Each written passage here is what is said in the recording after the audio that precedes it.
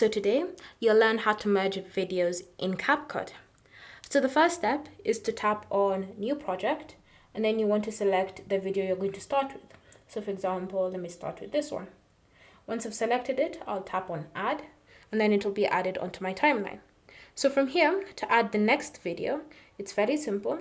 Start by removing this ending scene. So select it, tap on Delete, and then you want to tap on this plus icon, and you want to select the second video from your library. So select it, then tap on Add, and then you can see I've added the two clips so that they're one video. So if you have no more customizations to add, so if you're fine with it, you can always just export it, and once exported, it will be one video. However, there are other things that you can actually apply to these two clips to make it seem more seamless. For example, adding a transition between the two clips. So to do that, just tap on this square icon in between the two clips, like that. And then you have different transitions to choose from. Some of them are CapCut Pro, which means you'll need the subscription before you can utilize them. But it's fine, as there's also other options that are free for you to use without paying for the subscription. So it's up to you to go through the list and choose the ones that you'd prefer to use. So for example, I can choose to select Firework. And then you can see the transition being applied and it changes between. So go through the different options. There's several categories for you to choose from.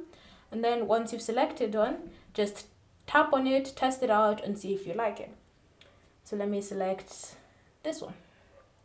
Once I've selected it,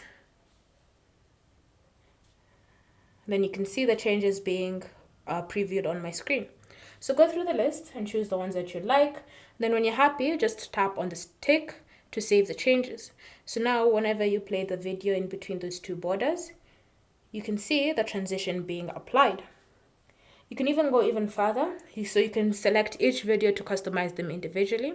So I can select my second clip, and you can see these options that appear on my screen that allows me to customize that specific clip without doing anything to the other one.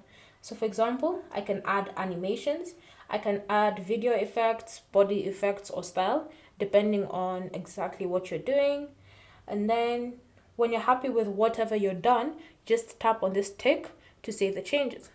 So just have fun, try different things. You can even customize the speed of that specific video if you want.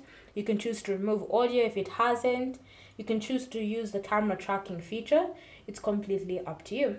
Then when you're ready, you can just choose to either save it, or you can just tap on export and you can export the file. Thank you for watching. If you have any questions or comments, leave them down below and we'll get back to you.